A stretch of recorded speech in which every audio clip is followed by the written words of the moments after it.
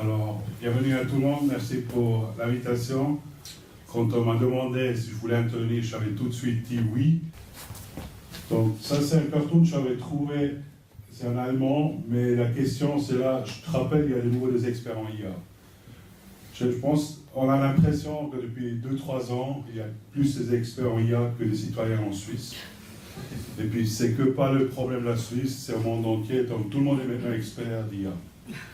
Et puis en voici de nouveau un autre. Et puis je pense que c'est important quand on débatte sur la thématique de l'IA, qu'on débatte sur un langage commun. C'est-à-dire un langage commun, c'est aussi vous expliquer que l'IA existe plus longtemps que ChatGPT, qu'il y a une histoire derrière, et puis qu'est-ce qu'une IA est, et puis à quoi ça sert. Et puis c'est ça que j'essaie de faire un petit peu dans cette introduction avec vous. Donc je commence avec cette brève histoire IA qui commence dans les années 1943, 1950. Le terme intelligence artificielle a été créé en 1956. D'un point de vue marketing, c'était un super terme. De dire intelligence artificielle sans définir qu'est-ce que c'est intelligence. Et puis depuis là, il y a des romans qui sont sortis, et puis des histoires de Frankenstein de tous les côtés. C'est aussi pour ça qu'il y a beaucoup d'expériences qui étaient faites, les gens ils ont cru. À l'époque, il n'y avait pas la puissance de calcul, il n'y a pas la disponibilité des données d'un point de vue numérique. Et puis, il y avait un premier univers qui est venu dans les années 80. Après, il y avait des grandes entreprises comme IBM qui s'investissaient là-dedans.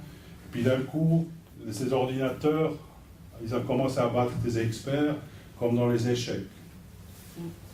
Et puis là aussi, c'est une étude d'application très concrète où l'IA fait du sens. C'est des tâches répétitives, les règles sont clairement définies.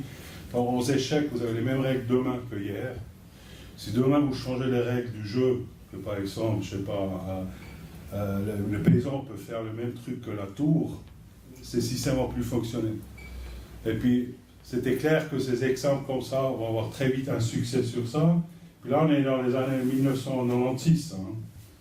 Après, il y avait plus en plus des choses qui sont mêlées, les grands se sont mêlés, et puis un petit peu, il y avait, quand OpenAI a lancé le ChatGPT, c'était un petit peu cette phase de démocratisation de l'IA, mais ce n'était pas de l'IA, c'était d'outils d'IA génératifs. Puis ça, c'est un petit sous-ensemble que j'essaie de vous illustrer ici un petit peu dans ce contexte. Donc l'IA en lui-même, c'est un immense domaine. Il s'agit à la base, c'est des systèmes informatiques, point final. C'est une technologie où essaie de... Et puis là, maintenant, il y a tous les aspects d'intelligence, toutes les métaphores qui rentrent dedans. Ils analysent leur environnement, c'est-à-dire ils collectent les données, ils les analysent et puis ils réfléchissent comment réagir. Et puis à l'intérieur de tout ce domaine, il y a un petit sous-domaine qui s'appelle Machine Learning, qui est l'apprentissage automatique. Quand on fait ce jeu, en vraiment prenant des données, en créant un modèle et puis en faisant des prévisions. Par exemple, si je prends ici, c'est une jolie coupeur de salle. Si je regarde là, et puis moi, le modèle, on collectionne des données, je vous regarde, je collectionne des données, je développe le modèle, là, il y a la majorité, c'est des hommes, ils ont des lunettes, ce modèle, j'applique de l'autre côté, et puis c'est ça que fait l'apprentissage automatique. C'est trouver des choses, et puis essayer de les appliquer quelque part ailleurs. Donc ça, c'est l'apprentissage automatique. Pour le faire, il me faut des modèles statistiques, il faut des modèles mathématiques. Et puis, il y a une immense quantité de ça. Et puis à l'intérieur de ceci, il y a des réseaux de neurones, et puis à l'intérieur, là, il y a ce qu'on appelle les réseaux neurones profonds. Ça, c'est le deep learning. Puis ça, c'est ce qu'on appelle apprentissage profond. Donc vous voyez, c'est très grand. Maintenant, on vient, c'est un petit morceau là que vous êtes en train de voir maintenant avec l'IA générative.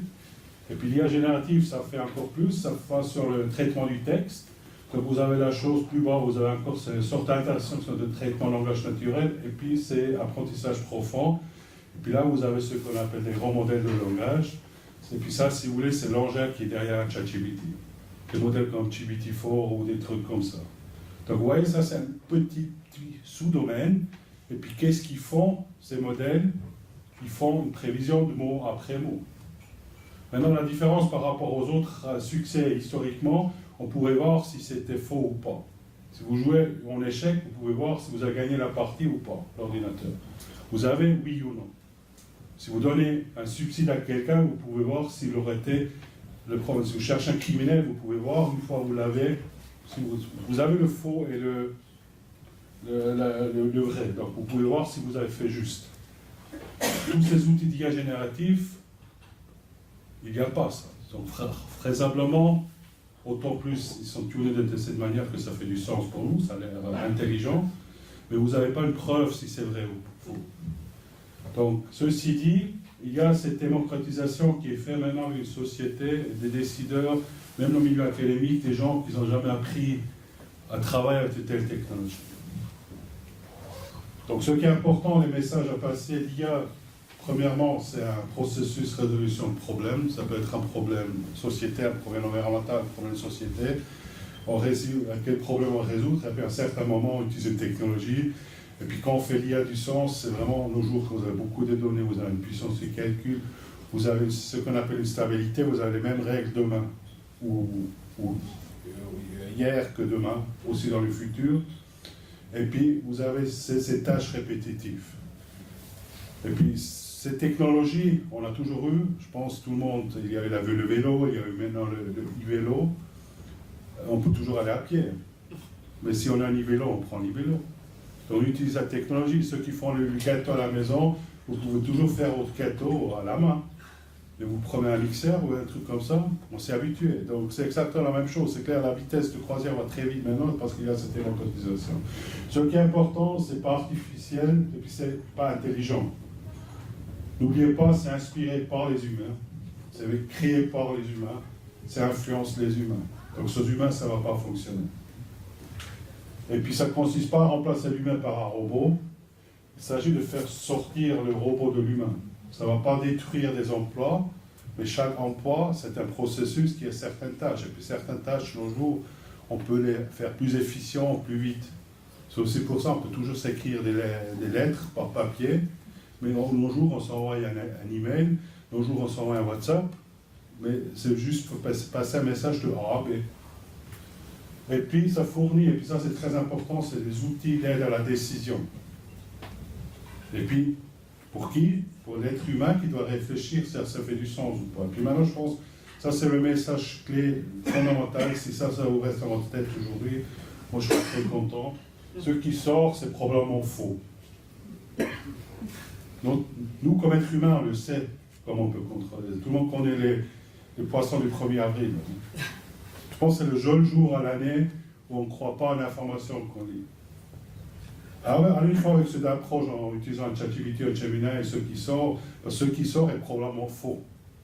Donc c'est complètement une autre manière qu'on voit le monde. Et puis, ceux qui n'ont plus dit nulle part, pour le faire fonctionner, il faut les donner. Ce n'est pas des technologies qui tombent du ciel et puis ça fonctionne. Ce qui rentre, c'est des données. Comme vous voyez ici, au milieu de la magie qui est faite avec les données, ce qui sort, c'est les données.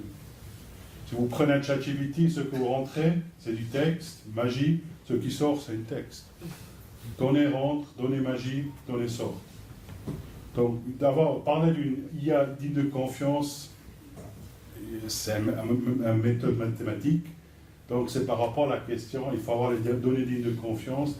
Et puis, nos jours, tout le monde utilise l'IA sur n'importe quel type de données, qu'ils n'ont pas digne de confiance, qu'ils n'ont pas la qualité suffisante. Mais personne saute dans un swimming pool si l'eau elle est pourrie. Ça, personne ne fait. Mais nos jours, avec ce souhait d'utiliser la technologie, c'est cette réflexion sur les données qui n'est pas faite. Donc ça m'amène à la question, avec un langage commun, c'est quoi les données? Donc les données, c'est ce qu'on appelle le carburant de l'IA. Données plus puissance calcul, plus algorithme, c'est intelligence artificielle, plus ou moins la technologie. Et puis, qu'est-ce que c'est les données? Et puis là, depuis mai l'année dernière, il y a un langage commun en Suisse, que l'Académie suisse des sciences avait défini les données de cette manière ici. Les données sont disponibles sur divers formats sous forme de chiffres, texte, images, vidéos ou son. Donc, ce que je fais ici, je produis des données. Ce que vous faites en me regardant, vous consommez des données. Mon image, mon son. Et puis, donc, il y a toujours cet aspect de consommation, de production de données. Si je raconte une blague et puis vous riez, consommez ma blague principalement, vous produisez des données si vous riez, moi je vois, et puis si vous riez, ça me montre que c'est une bonne blague de qualité. Puis là, on a cette notion de qualité qui est fondamentale. Il faut demander à celui-là qui consomme ce qu'il a besoin comme données. Ça, c'est un truc de base de qualité qui s'applique aussi avec les données. Donc, ne réinventez pas les roues. Je pense en Suisse, il y a un langage commun. Qu'est-ce que ça veut dire données? Ici, il y a celle de l'Académie suisse des sciences. J'ai le plaisir, je suis co-initiateur et co-auteur de la charte suisse de la littératie des données. Ça, c'est un langage suisse. Donc, avec ça, vous pouvez commencer. De la même manière, il y a cette discussion d'un jour, il faut former tous nos corrélateurs en IA. Après, quand vous regardez, qu'est-ce que vous allez faire comme cours? Prompt engineering. Cool, hein? Produire des meilleures données. Pourquoi? Parce que ce qui sort, c'est pas bon.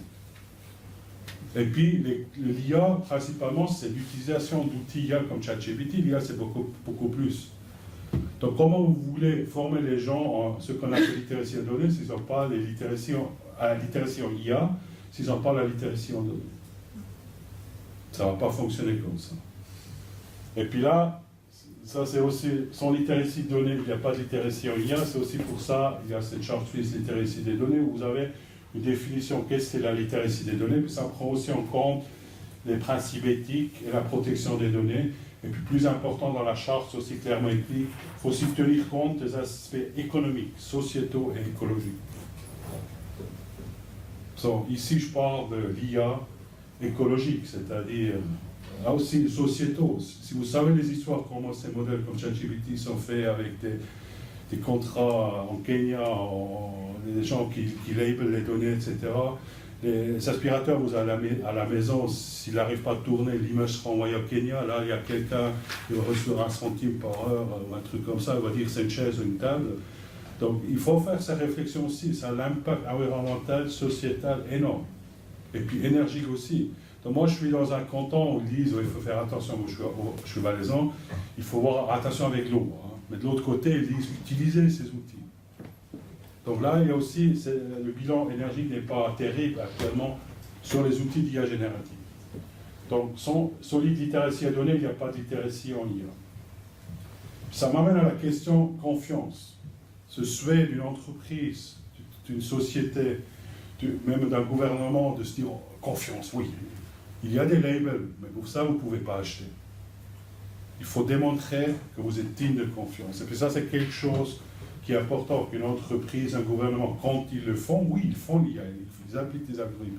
L'hospice a aussi des idées, tout le monde a des idées, mais il faut qu'on est apte à démontrer qu'on est digne de confiance. C'est-à-dire, on démontre quasiment, on explique aux gens de le faire. Donc, on a quelque part un code des bonnes pratiques à disposition, et puis ça, c'est ce qui était mentionné en l'intro. J'ai eu le plaisir pendant longtemps, au plus haut niveau, de faire des choses pour le Conseil fédéral. Là, c'était chef du projet, quand j'étais du côté des bonnes pratiques, la Confédération pour les sciences de l'IA, centrée sur l'être humain et digne de confiance, où c'est vraiment l'idée, si on est digne de confiance, il faut démontrer qu'on l'est. Si on le fait d'une manière en respectant des principes de base. Et puis ces principes de base, ça doit être gouvernance de l'entreprise. Et puis à la Confédération, c'était comme protection des données, sécurité de l'information, sécurité des données, gouvernance des données, non-discrimination, exclusivité, traçabilité, transparence, neutralité, objectivité, traitement éthique. Et puis selon l'application, une de ces dimensions est plus importante que l'autre. Vous n'allez jamais avoir tous au maximum, c'est impossible. Donc il faut trouver un compromis. Et puis là, on est de nouveau dans un monde de qualité.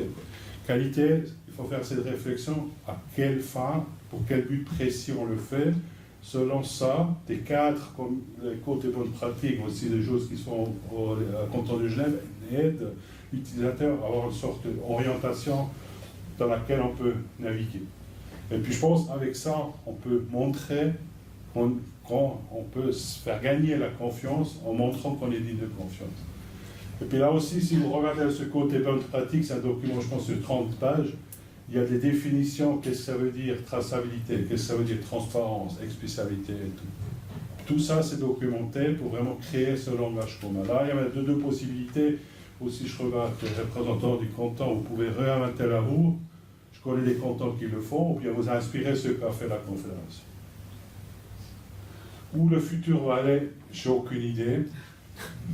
Donc je ne suis pas futuriste, pourtant avec l'IA nos jours on peut faire très vite, très beaucoup d'argent aussi, on peut faire des futuristes. Mais je pense qu'il ne faut pas oublier que l'IA ne va pas partir. Ça va être dans notre quotidien. comme l'énergie et tout. Par contre, nous, on n'a jamais appris à utiliser ça. On nous a appris à l'école à lire, à écrire, mais jamais à avoir cette littératie des données. Donc c'est ça qui manque actuellement. On ne nous a pas appris, notre génération, on a peut-être une idée, donc il faut préparer la future génération pour avoir vraiment une société qui est aussi inclusive, une société qui fait confiance aux entités qui sont dignes de confiance de le faire. Théo, donc tout était extrêmement clair dans l'exposé de Diego Conan. Mon défi est désormais également n'avoir aucune question à la fin de mon exposé, tellement c'était clair. Merci d'abord à Cécile et à Mathéo pour l'invitation, pour l'organisation de cet événement, pour cet échange, pour la catalyse de la démarche autour de l'IA au sein de l'Hospice Général également. Je pense que c'est précieux et c'est chouette qu'on puisse travailler ensemble et que l'événement soit ouvert plus largement qu'au sein de la seule organisation. Je pense qu'on gagne tous à échanger autour de ces questions-là. Mon exposé maintenant sur quelques minutes également. Une Genève innovante, sûre et inclusive à l'ère de l'IA, donc apporter une perspective qui est complémentaire, j'espère, à celle du professeur Conan qui s'est exprimé à l'instant, avec quelques éléments de réflexion que l'on a au sein de l'État de Genève sur ces questions du déploiement de l'IA au sein de notre société. Je ne suis pas futurologue non plus, mais effectivement sur ces questions-là, je tiens à mentionner quand même, on travaille aussi dans des démarches de prospective et je pense que c'est important de mentionner aussi qu'on doit se poser la question de pas quel est le futur de l'IA, mais quels sont les différents futurs possibles auxquels on peut être confronté. Il y en a beaucoup, il y a beaucoup de choses qui se développent rapidement. Enfin bon, ça c'est un autre sujet peut-être pour la discussion tout à l'heure. Donc tout d'abord de rappeler qu'effectivement ce thème de l'IA, on en parle beaucoup. On en parle beaucoup dernièrement. Diego nous a fait le plaisir de nous présenter, de nous replacer, disons, les derniers développements qu'on connaît depuis novembre 2022 dans un contexte qui est plus large en réalité. IA qui est déjà déployé dans plein de systèmes qu'on utilise au quotidien, on y reviendra, mais de dire finalement c'est une étape dans la transition numérique que l'on connaît. Qu'est-ce qu'on entend par transition numérique?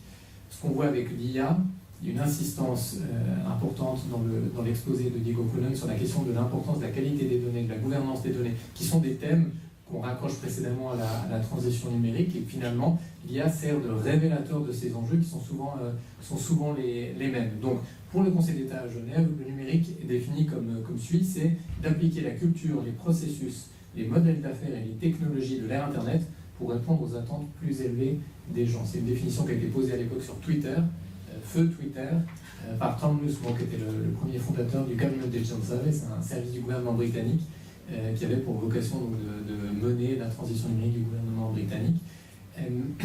Cette définition, elle est bien, on la reprend souvent. Pourquoi? Parce qu'elle met en avant le fait que lorsqu'on parle de numérique, on parle effectivement de technologie, c'est souvent aux technologies qu'on l'associe, mais qu'en réalité, pour le déployer largement, c'est surtout une question de comprendre ce que la culture numérique embarque, de revoir, de repenser les processus et de ne pas être naïf non plus sur les modèles d'affaires qui sont liés au déploiement de ces technologies. Ça, c'est un point. Puis le deuxième, pour nous, acteurs publics, ce qui est important également, c'est de dire que les attentes de la population vont croissantes. Pourquoi? Parce que des services numériques sont déployés largement, notamment par des acteurs privés, notamment par des acteurs qui sont nés numériques. Eh bien, finalement, la population attend le même type de qualité, de réactivité, de réponse, de services numériques aussi, de la part progressivement de l'État, même s'il est tolérant pour un délai dans le temps. Alors, c'est une image qui a été générée dans un petit projet qu'on a fait avec la HED pour illustrer un rapport sur la politique numérique. Le rapport est sorti en mai 2023, les illustrations datent de quelques mois avant. Là, ça paraît très daté. Fin 2022, on est quoi, deux et quelques années plus tard, ça paraît daté des années 70 quand on le voit aujourd'hui. Et on tend à oublier à quelle vitesse ça va. Mais cette slide, c'était surtout pour rappeler quelques-uns des grands enjeux auxquels on fait face dans les prochaines années et qui sont bien illustrés par l'IA. Alors je ne sais pas, c'est petit, peut-être que vous n'arrivez pas à lire, je vais en relever quelques-uns. Le premier, c'est le solutionnisme technologique, le risque qu'on a autour de l'IA, et on rebondira dans la discussion, je pense, sur un certain nombre de points qu'a évoqué le professeur Conan tout à l'heure, c'est le risque de solutionnisme technologique, de dire on a un problème, there's an AI solution pour ça. Et que l'IA va résoudre tous nos problèmes essentiellement. On doit évidemment être assez critique par rapport à ça, il y a énormément d'opportunités, mais il s'agira de réaliser un certain nombre de ces opportunités en testant, d'où l'intérêt de l'innovation et de l'expérimentation. On se rend compte qu'il y a beaucoup de limites, bien sûr, au déploiement de ces systèmes-là. Ça, c'est le premier point. Le second que je tenais à mettre en évidence, c'est l'enjeu, l'importance de l'autonomie stratégique, en d'autres mots, la souveraineté numérique du canton et plus largement de la Suisse, face à l'arrivée de l'IA. Il y a des questions d'infrastructure, des questions de données, comme tu le mentionnais, des questions de propriété intellectuelle, des questions de narratif aussi, autour on revient sur ces futurs, les histoires qu'on entend, qu'on lit dans les médias autour de ce qu'est la société de demain, ce qu'est une organisation demain, avec l'IA. Et bien là-dessus, on a aussi une part de responsabilité de se ressaisir de ces narratifs. Et le dernier, la transition numérique, c'est une des transitions à laquelle notre société est confrontée. Il y en a deux autres qu'on peut mentionner, bien entendu. C'est le changement climatique, contre lequel il s'agit de lutter, auquel il s'agit de s'adapter dans une certaine mesure, bien sûr. Et puis la transition démographique. Et on veut s'assurer à Genève qu'il n'y ait pas de développement complètement opposé entre notre transition numérique et nos objectifs en matière de plan climat cantonal. Et donc la responsabilité aussi dans les choix qu'on fait autour de systèmes d'IA, de le faire de façon le plus sobre, le plus raisonnée possible. L'intégrité numérique dans la constitution cantonale. Alors là, si on parle de numérique, c'est important de rappeler aussi qu'au niveau cantonal, il y a des attentes fortes de la population dans la défense de leurs droits individuels. On a depuis le mois de juin 2023, dans notre constitution cantonale, dans le catalogue des droits, donc ça s'applique à tous les acteurs publics, dont le SPIS également, ce droit à l'intégrité numérique. Alors un droit fondamental n'est pas un droit absolu, mais quand même, c'est un droit que vous pouvez défendre devant les tribunaux, qui sera concrétisé dans le temps par la jurisprudence, par les décisions qui seront déterminées par la justice. Ce droit fondamental à l'intégrité numérique, c'est une innovation juridique sur le plan mondial à notre connaissance, c'est-à-dire que le canton de Genève est le premier à l'avoir eu effectivement dans sa constitution. Depuis, ça a été repris par le canton de Neuchâtel, le canton du Valais l'avait intégré également, en tout premier d'ailleurs dans le projet de refonte complète dans la Constitution, mais cette dernière n'a pas été acceptée par la population valaisanne.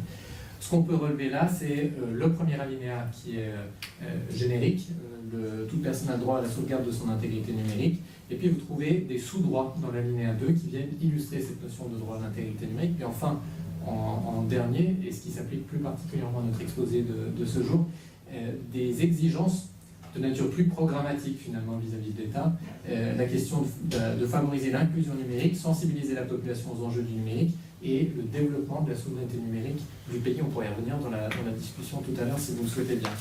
Mais on vient très rapidement, lorsqu'on parle d'IA et d'État, globalement sur ces questions de régulation. Quelle régulation pour l'IA? Alors, de façon générale en Suisse, on a une posture qui est plutôt libérale par rapport à la régulation des technologies ou techno-neutre, c'est-à-dire que de développer une législation spécifique à une technologie, à tout un ensemble de limites, bien entendu. Donc, rappelez que le cadre cantonal s'inscrit bien sûr dans le cadre national, lequel s'inscrit dans un cadre international ou multilatéral. Ce qu'on peut voir chez nos voisins européens, c'est le développement d'une loi AI Act, dont vous avez peut-être entendu parler, qui classifie les cas d'usage et un certain nombre de risques. Je tenais à mentionner ici la convention cadre du Conseil de l'Europe sur les droits humains et la démocratie en lien avec l'IA. Le Conseil fédéral en Suisse a décidé, a annoncé il y a de cela 2 semaines, un mois, wow, time flies, le 12 février dernier, que en ce qui concerne la régulation de l'intelligence artificielle, ce qu'il souhaite faire, c'est d'aller vers la ratification de cette convention cadre multilatérale, donc, et ensuite de la décliner là où c'est nécessaire dans le droit suisse, mais avant tout par une logique qui est sectorielle, plutôt qu'une loi cadre globale en matière d'intelligence artificielle, avec des attentes vis-à-vis d'un département fédéral qui doit revenir avec les bases pour la consultation d'ici fin 2026. Et le cadre cantonal qui s'inscrit donc dans ce cadre national avec une logique de grands principes, le droit à l'intégrité numérique notamment, et puis une loi cantonale sur la protection des données qui a été revue récemment, la LIPAD. Allez, les questions de définition, donc la souveraineté numérique qui figurait tout à l'heure dans le droit fondamental à l'intégrité numérique. Voilà la définition commune des cantons latins sur ce qu'on entend par souveraineté numérique. Donc c'est pas uniquement souveraineté sur les données, souveraineté où sont stockées, situées les données, mais c'est une vision beaucoup plus ambitieuse qui comprend notamment les impacts sur l'économie, les impacts sur la démocratie également, donc toute la question de la défense de la sphère publique, le débat public, que l'on doit avoir dans une démocratie directe comme la Suisse. Mais venons sur l'intelligence artificielle. Quelle définition en donner? Vous en avez eu quelques-unes dans une perspective historique et technique de la part de Diego Cronin tout à l'heure. Voici deux définitions que je tiens à contraster rapidement. La première, qui est la définition générale du Larousse que l'on peut avoir, qui nous dit que l'IA est un ensemble de théories et de techniques visant à réaliser les machines capables de simuler l'intelligence humaine. Donc on a très souvent, dans la compréhension, dans la discussion publique, dans les imaginaires qu'on a autour de l'IA aussi, cette notion d'intelligence, de comparaison entre cette intelligence de la machine et l'intelligence humaine, des benchmarks aussi qui sont très souvent liés à ça. Alors ça, on rentrera peut-être dans la discussion tout à l'heure, il y a tout un ensemble de perspectives critiques sur ce type de définition-là. Moi, ce que je voulais vous dire, c'est que cette définition-là, on peut en faire relativement peu sous l'angle des politiques publiques ou des choix de l'État.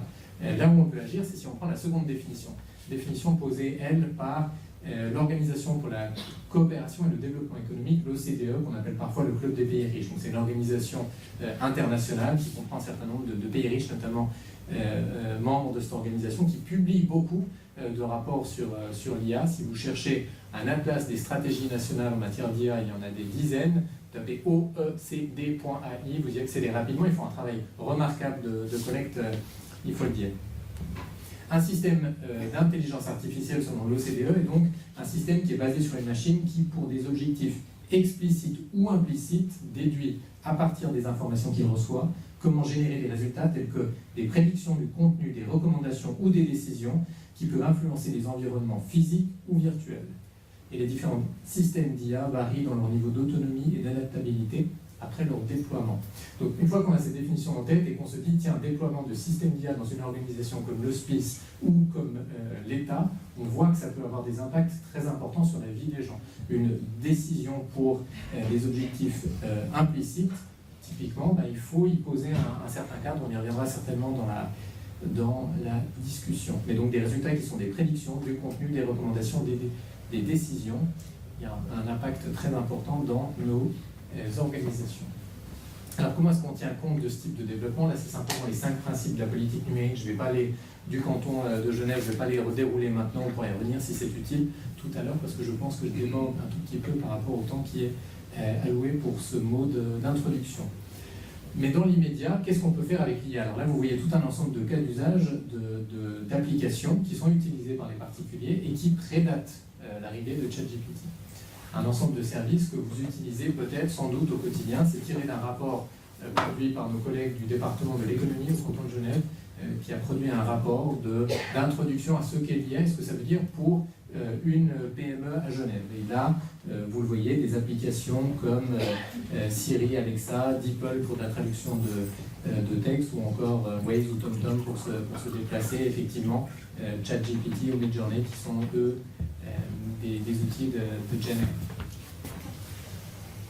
Alors, à Genève, ou pour rebondir sur le propos du professeur Cronin tout à l'heure, en Suisse, on a effectivement un terreau qui est particulièrement fertile pour réussir à bien prendre en compte l'IA. On a à Genève plus spécifiquement la question de la Genève internationale, tout un ensemble d'acteurs qui sont centraux dans la régulation, dans les normes et les standards autour de l'intelligence artificielle, et puis sur des domaines sectoriels tels la santé, même si c'est un secteur qui est particulièrement chahuté ces semaines et ces derniers mois, et sans doute dans les semaines et mois à venir, un secteur public avec un intérêt fort et des compétences fortes présentes à Genève, à l'hospice, dans d'autres établissements publics autonomes également, à l'État aussi, un secteur académique avec l'Université de Genève, avec le Graduate Institute, la HESSO, avec pas très loin l'École Polytechnique Fédérale de Lausanne également, le secteur privé, la société civile, et puis Genève qui est effectivement, on l'oublie parfois, le lieu de création, d'écriture de Frankenstein, un roman gothique écrit à l'époque par la très jeune Marie Shelley à Genève sur une espèce de méditation sur notre relation à nos créations, et beaucoup des thèmes qui sont traités en réalité dans ce roman-là se retrouvent dans les débats publics qu'on peut avoir autour de l'IA. Bon, quelques points concrets rapidement. On a publié au mois de novembre, me semble-t-il, un guide à l'attention de l'ensemble du personnel de l'État sur l'utilisation de systèmes utilisant l'IA. En gros, quelles sont les règles à respecter si vous utilisez Google Translate ou ChatGPT, avec tout un ensemble de points qui sont relativement intuitifs, mais qui sont essentiellement attention à ne mettre en l'occurrence que des données qui sont publiques, à veiller également aux éventuels biais qui peuvent être inclus dans ce qui ressort. Enfin, relisez et portez la responsabilité de l'utilisation que vous en ferez. Soyez transparents aussi sur l'utilisation de ces outils. Ce rapport, il est public, il est disponible. Vous pouvez vous en servir librement. Il y a une action de sensibilisation en cours portée politiquement, développée par des collègues du Genève Lab et de l'OPE, dont certains sont dans la salle. Une démarche d'innovation et d'exploration qui est en cours. Une équipe dédiée à l'Auxine qui mène des proof of concepts, des démonstrateurs et des projets depuis plusieurs années déjà, avec les métiers dans l'ensemble, enfin dans beaucoup de services de l'État, on pourra y revenir. Une montée en puissance avec un programme IA à l'Auxine, également des collègues qui sont dans la salle qui portent ce sujet-là. À l'OPE également, une offre de formation qui est en train de se développer, de se renforcer. Des projets, je l'ai mentionné, puis un échange fort avec des collègues d'administration, d'autres cantons en particulier, mais de la Confédération également. Et je me réjouis de la discussion désormais.